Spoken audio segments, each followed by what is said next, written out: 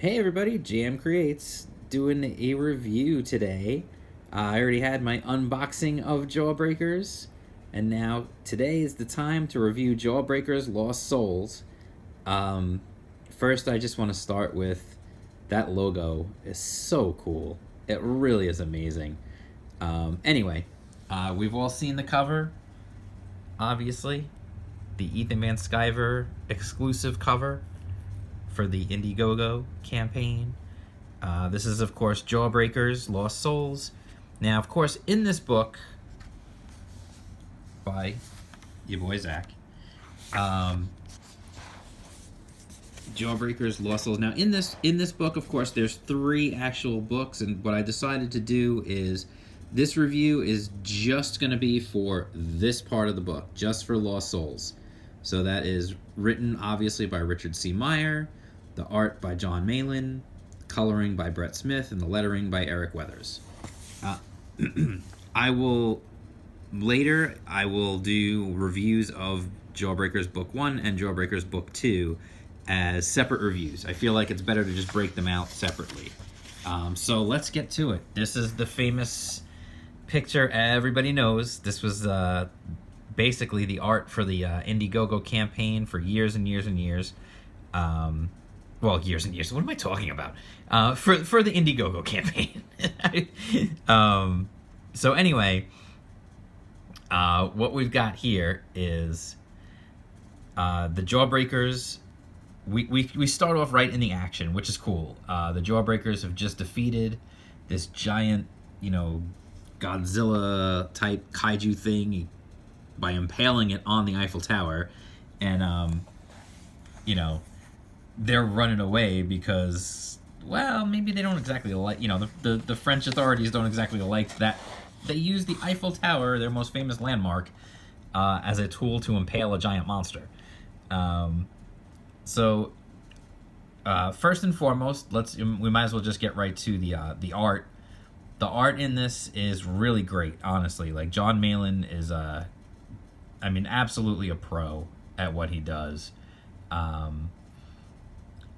And the funny thing is I'm looking at this and I'm very conscious of, I know that John Malin works 100% digitally, and looking at the art, sometimes you can tell when someone works digitally and it just looks like really, like, I don't know, there's just something weird about it to me.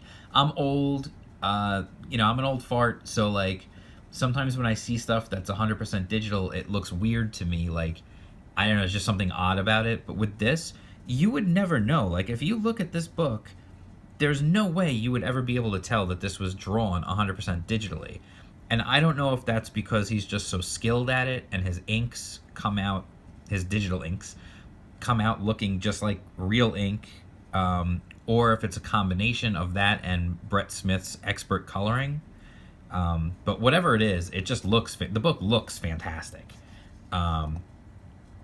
So, we start off in France. They're escaping, literally they jump off into the river and, everybody's shooting at them. And there's some good, some funny stuff. Honestly, like, the writing, there's some funny one-liners, some funny banter between the people here. Like, I enjoyed this. I thought this was funny. I'm going to try not to be too spoilery. I should have mentioned that, I guess, at the beginning. I'm going to try not to be too spoilery about it. Just because I know people have been waiting, and I know, I got it, and other people have gotten it now, but not everybody has gotten theirs yet. So as it's still shipping, I don't want to ruin it for people who are excited about the book, maybe want to watch this video and see if the book is good, but also don't want to have the whole thing ruined for them. I am probably going to spoil some stuff, but I'm going to try not to be, like, super crazy spoilery. I like this line here, you know how to swim, Cuffs? And he's like, how come you ain't asking the others that? You racist-ass baloney-skinned mother... Splash into the water. I thought that was funny. And we get just this cool scene. They basically attach themselves to the boat here going up the river. Everyone's expecting them to go downriver, so, with the current, but instead they're actually up against the hull of the boat here, taking them up the river. Not like metaphorically to jail, but like, And then they come out upriver. They get into the ice cream truck with Killswitch, who takes them to a place to warm up. Everybody remembers this page, right? And then we get this really beautiful establishing shot here of Nigeria. So he takes them to Africa, and they find this base where they've got everything that they need. Planes, helicopters, vehicles, weapons, all kinds of stuff. And then, of course, there's this infamous page which spawned a hilarious meme. But also, this page also spawned something that no one expected going into it. I mean, when the campaign was going, we knew about the Jawbreakers themselves. But then as soon as this panel was seen by everybody online, they were all like, who is that? And we want to see more of her. So, I mean, not that you can really see much more of her, honestly. I mean, you're pretty much seeing everything right there. But that's beside the point. They didn't mean it that way. What they meant was they wanted to see her in the book more.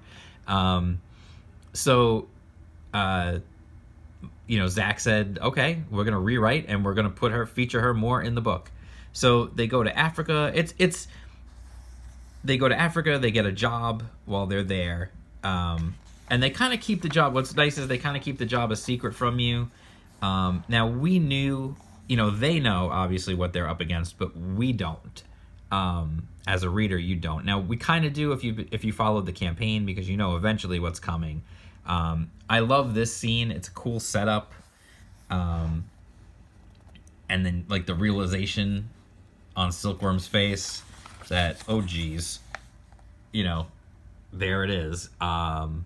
This giant gorilla. And then you get your introduction to Silkworm's powers here, where he makes a hang glider for himself and parachutes for everybody else. And so then they're battling this gorilla. And it's funny because like I knew, following the campaign, I knew they would be fighting this giant ape. And it was cool. Like it was a good battle, a lot of energy, a lot of excitement. It's pretty brutal, some of it, honestly. Like this scene with knife hands slicing through the back of its leg was just like, oh my god. And then the irony of Hell Priest getting stuck inside an eyeball because Hell Priest is blind was just funny. And him and Devil Dog have an interesting little go of it here. They wind up eventually defeating the gorilla with, I love this, by the way, ya boy. I like that they threw that in there. It was funny. It clearly, like, Cuffs and Sashi, they fall in love pretty quickly. I mean, it is Valentine's Day today. Happy Valentine's Day. So there you go. There's your love. Mwah. And then they capture the gorilla, but then it turns out the gorilla isn't really the threat. The threat is actually this dude, who I love the design on this guy. The design, I love that design. He's like this cybernetic warlord with a cowboy hat. Like, he's just a cool design. I really like it. It turns out that there's more to the ape than meets the eye. And so Hell Priest and Devil Dog get captured. I don't want to, I feel bad. I feel like I'm like just reading you the story. I don't want to really do that. Because it is, it's a really good story. There's some fantastic art. I'm gonna skip some stuff here. Knife Hand slices and dices. Knife Hand is mute. There's a whole thing, and it turns out what ends up happening is oh, you know what? I have to show this page. Like, I feel bad, but I need to show this page. This page is incredible. Hold on. I don't want to... I wanted to show that, but I didn't want to show the other part of it. Okay. You know what? Okay, let's go back. I don't want to spoil too much. So here's I'm gonna just sum it up here. My take on it. Let's find a good page to look at. Um, Essentially, what Jawbreakers Lost Souls is, it is a little bit of a globe hopping adventure. It gives you a little bit of an introduction to all the Jawbreakers and who they are and their relationships with each other. They go on this adventure that starts as one thing and then turns into something else. There's some definite twists in the story, which is nice. There was stuff that I didn't expect, and there is one really big unexpected moment that I really was actually genuinely surprised at. When you get there, I think you'll know. And overall, I mean, it's a fun book. It's a fun action adventure book. It knows what it wants to be, and it does it really well. It's an action adventure superhero book, and it does a real good job at being that. The art's fantastic. The story is good. Like I said, there's good twists and turns in the story. There's a couple of little unexpected things. I wasn't expecting the warlord and his military people to be utilized in the way that they were. The great ape was definitely the way that the ape was utilized in the story, and the story of the ape was actually really interesting. And he does a good job of making you feel for the ape, and it does a really good job. And then there's like I said, there's one shocking moment in the book that really is a surprise. Really took me by surprise. I did not expect it. So overall, I mean, I would say, Jawbreakers Lost Souls is a really good book. It's a solid book for sure. I really enjoyed it. I think you'll enjoy it if if you're somebody who went out there and backed this book. It's because you like this style of book. You're gonna enjoy it. It's a good time. You're definitely gonna have fun with it. Like I said, the artwork is fantastic. The writing is actually very good. I don't want to say that like it's a surprise. Like I didn't think that Zack could write a good story. But given his taste in movies, I was a little suspect, I guess. But there was more to it than I thought, honestly, and it was really actually well done, and I really enjoyed it. So I am definitely giving Jawbreakers Lost Souls a thumbs up. I would say definitely. I mean, it's too late now to say, well, go check it out, go get it. But if you're curious, if you didn't back the book, and you're curious about it, then I would definitely say it's worth keeping an eye out for a second chance to get a hold of it. If it is offered in some other form or as part of another campaign down the road or something like that, it's definitely worth checking out for sure. So Jawbreakers Lost Souls, definitely enjoyed it, definitely recommend it. I think you guys are going to enjoy it too, the people who backed it, who get it, I think you're going to enjoy it. I think you're going to have a good time with it. So I will still be doing a review of Book 1 and Book 2 coming up soon. So if you like this video, give it a thumbs up. Like I gave the book a thumbs up, you can give me a thumbs up. That would be nice. You can subscribe to the channel. You can hit the bell for notifications. You can follow me on Twitter. I'm at jam_creates. And that's it. I will talk to you guys again soon. I'll be reviewing Book 1 and Book 2 very shortly. You should be seeing those come up probably within the next day. And that's it. I want to also thank my new followers. I've got new subscribers. We've broke 50 subscribers. I'm so excited. You have no idea how happy that makes me. I was wondering if I was going to get there or not. Just because it's been a struggle. It's been a slow going, and I'm trying to, get my foothold in this whole YouTube thing.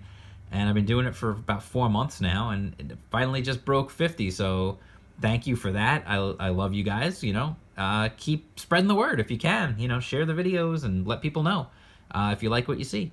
And that's it. I will talk to you guys again soon with reviews of Jawbreakers Book 1 and Book 2. Not to mention some of my other normal content that you see here on the channel. So that's it. I'll talk to you guys soon. And I did it over Knife Hand on the unboxing, right? Let's do it here over the Great Ape. Or even better, let's do it over Little Tiny Cups and Devil Dog. Okay. Peace out.